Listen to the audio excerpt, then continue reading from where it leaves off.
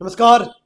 AC गुरु के YouTube channel में आपका स्वागत है और एक बार फिर आज बहुत ही बेहतरीन, जानदार और बहुत शानदार कंटेंट मैं लेकर आया हूं दोस्तों। और फाइनली आज की वीडियो में आपको हम ये बताएंगे कि स्प्लिट एसी में अब की एसीओ में पंच क्यों नहीं किया जाता है और पुरानी एसीओ में पंच क्यों किया जाता था। मतलब जो पिंचिंग की क्रिया होती है वो पुरानी एसीओ में क्यों करते थे और नई एसीओ में क्यों नहीं करते हैं। पिंच करने से फायदा क्या होता है, पिंच करने से नुकसान क्या होता है, तो इसके बारे में आपको पूरा विस्तार पूर्वक आपको समझाते हैं। तो मेरे वीडियो पर आप अंत तक बने रहिएगा और स्प्लिट एसी के पंचिंग की प्रक्रिया को विस्तार पूर्वक आप समझिएगा। दोस्तों आपको पता है कि अब जो नई स्प्लिट एसी आ रही है उसमें पंचिंग की प्रक्रिया नहीं हो रही है। अब पंचिंग की प्रक्रिया नहीं हो रही है तो क्यों नहीं हो रही है? क्योंकि अब की नई स्प्लिट एसीओ के चार्जिंग लाइन पे एनआरबी वाल्व लगा हुआ होता है। क्या होता है? एनआरबी वाल्व जो सक्शन लाइन पे ऑलरेडी लगा होता है, बाहर से आपको लगाने की आवश्यकता नहीं होती है।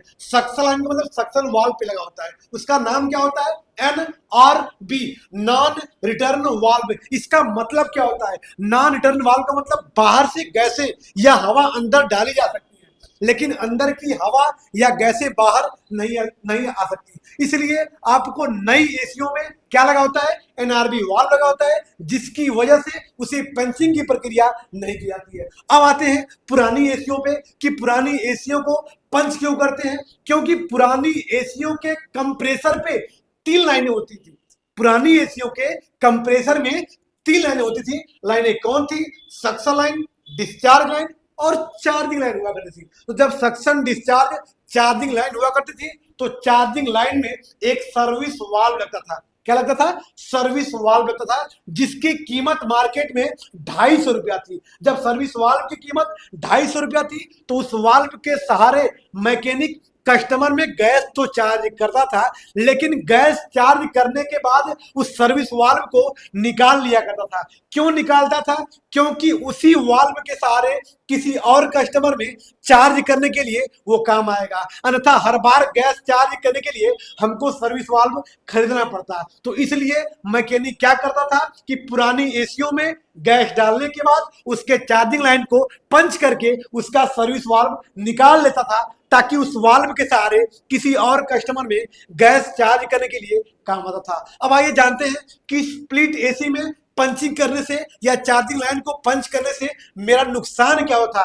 तो अब आपको बताते हैं कि स्प्लिट एसी को पंच करने के बाद या विंडो एसी को पंच करने के बाद नुकसान क्या होता था। दोस्तों पंच करने से नुकसान ये होता था कि बाई चांस अगर पंचिंग सही से नहीं हो पाता था या पंच करने के बाद जो हम लोग बेल्ड करे थे वो बेल्ड अगर नहीं सही से नहीं हो पाता था, थोड़ा सा भी अगर उसमें लीकेज हो जाता था या बाद में लीकेज होता था तो उसमें हमारी सारी गैसें क्या होती थी? उड़ जाती थी, जिससे हमारा कस्टमर का व मैकेनिक का दोनों की गैसें क्या होती थी? नुकसान हो जाती थी। इसलिए पंचिंग की क्रिया बहुत सक्सेस नहीं थी और हर बार हमको गैस डालने के लिए पाइपों को पंच करना पड़ता था। और एनआरबी वाल्व से फायदा ये होता है कि हमको पंचिंग की प्रक्रिया नहीं करनी होती है, सर्विस वाल्व को लगाने की जरूरत नहीं पड़ती है। तो ये सारे हमारे फायदे थे। आइए आपको बताते हैं कि जो पंचिंग की क्रिया पुरानी एसीओ के कंप्रेसर में करते थे तो कैसे करते थे। तो मेरे वीडियो पर आप अंत तक बने रहिएगा और पंचिंग की प्रक्रिया को आप समझ पाइएगा।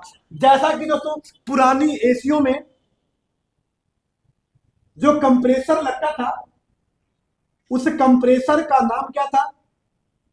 Semi hermetic compressor. कौन सा था? सेमी हार्मेटिक कंप्रेसर था। नई एसीओ में कौन सा कंप्रेसर लगता है?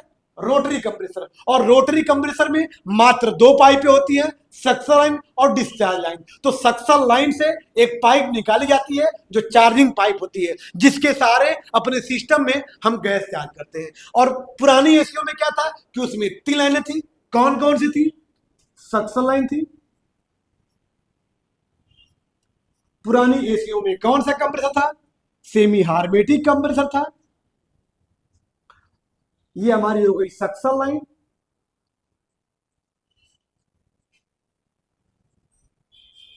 ये हमारी थी डिस्चार्ज लाइन।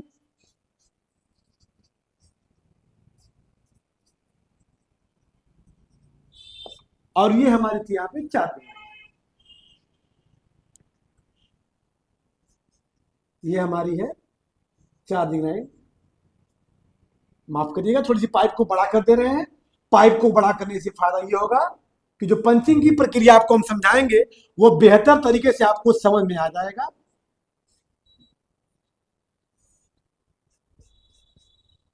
इसलिए हम चार्जिंग लाइन को थोड़ा सा बड़ा कर दे रहे हैं।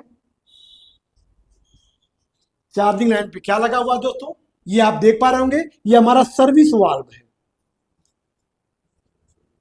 क्या है? सर्विस वाल्व है, जिसकी कीमत मार्केट में 250 रुपया थी। अब के एनआरबी वाल्व बनने की वजह से ये मार्केट से अब कम हो गया है, विलुप्त हो गया है। अब एनआरबी वाल्व में कीमत क्या थी? 30 रुपया। तो 30 रुपया हमको सस्ता भी पड़ता था और हमको पिंच करने की क्रिया भी नहीं करनी पड़ती थी। इससे ये मार्केट से फर्क हो गया या कम हो गया। यहां पे ये कौन सी लाइन है? चार्जिंग लाइन है।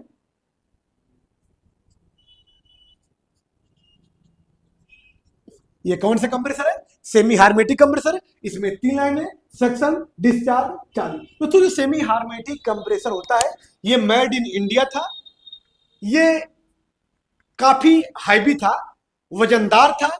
इसके कार्य करने की क्षमता थोड़ी सी धीमे तो थी, लेकिन ये टिकाऊ था। लेकिन रोटरी कंप्रेसर जो होता है ये टिकाऊ नहीं होता है। ये अधिकांश मेड इन चाइना मिलेगा आपको। मेड इन चाइना का मतलब रोटरी कंप्रेसरों की कोई गारंटियां नहीं होती है, लेकिन सेमी हार्मेटिक कंप्रेसर की 2 साल की गारंटी आती थी। ये मार्केट में महंगा मिलता है, 12,000 रुपया से 10,000 की कीमत है। और रोटरी कंप्रेसर की कीमत 6,000, 8,000, 10,000। मतलब रोटरी कंप्रेसर जो होता है सस्ता होता है और अच्छा होता है वो, लेकिन टिकाऊ नहीं होता है। सेमी हार्मेटिक कंप्रेसर महंगा होता है, उतना बेहतर कार्य नहीं करता है, लेकिन टिकाऊ होता है। तो इसलिए मार्केट से महंगा होने की वजह से ये मार्केट में थोड़ा सा कम मिलता है आपको। अब अधिकांश आपको रोटरी कंप्रेसर ही देखने को मिलेगा। तो आइए आपको बताते हैं कि सेमी हार्मेटिक जिन एसीओ में मिलता था उसको पंच हम कैसे करते थे। आप देख पा रहे होंगे, ये सक्शन लाइन है, ये डिस्चार्ज लाइन है, ये चार्जिंग लाइन है।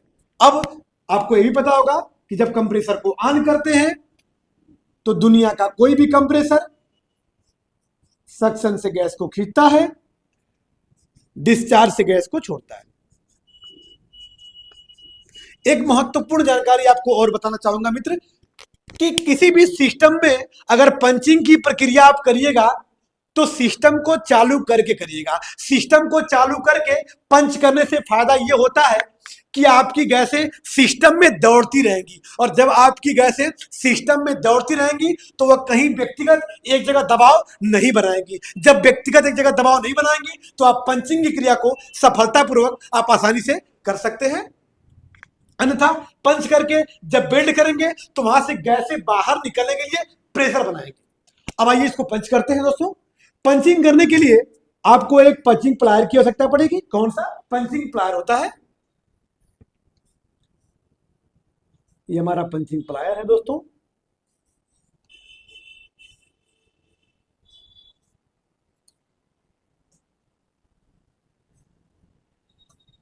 ये देखने में नोकीला तो होता है,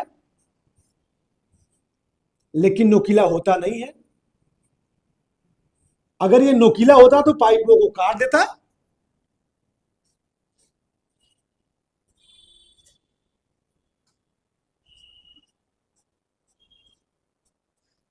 ये हमारा पंचिंग प्लायर है। इस पंचिंग प्लायर की सहायता से हम क्या करते हैं दोस्तों, अपने चार्जिंग लाइन को 2 से 3 जगहों पे दबा दिया जाता है अच्छी तरह से। और इतना अच्छी तरह से दबा दिया जाता है ताकि एक अच्छी तरह से यहां से गैस से रुक सके। और बाई चांस ये गैसों को नहीं रोक पाता है तो दूसरा पॉइंट रोक लेगा। अगर दूसरा भी नहीं रोक पाता है तो तीसरा पॉइंट रोक देगा। मतलब तीनों में से कोई तो एक ऐसा होगा जो पूरी तरह से ब्लॉक होगा। इसलिए इस प्लायर की सहायता से, पंचिंग प्लायर की सहायता से इस पाइप को 3 जगह दबा दीजिएगा ताकि तीनों में से कोई ऐसा ब्लॉक होगा जो पूरी तरह से बंद कर देगा। और इसको बंद करने के बाद इस सर्विस वाल्व को काट के निकाल लीजिएगा ताकि इस सर्विस वाल्व की सहायता से किसी और कस्टमर में चार्ज करने के लिए ये काम आएगा। अब काटने के बाद हम क्या करेंगे, अब जो कटी हुई पाइप है इसको पिलास से दबा देंगे, चपटा कर देंगे।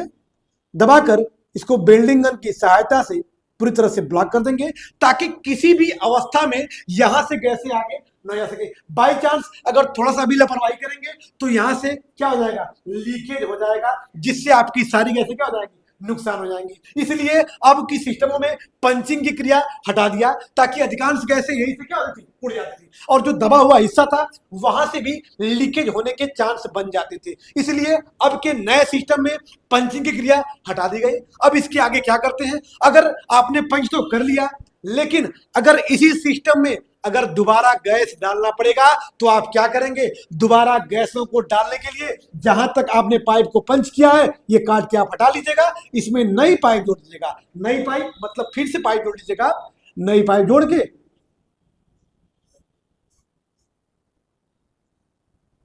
और यहां से फिर चार्ज करिएगा, ये पाइप यहां से काट निकाल दिया जाएगा। तो ये रहा हमारा स्प्लिट एसी के पिचिंग की प्रक्रिया।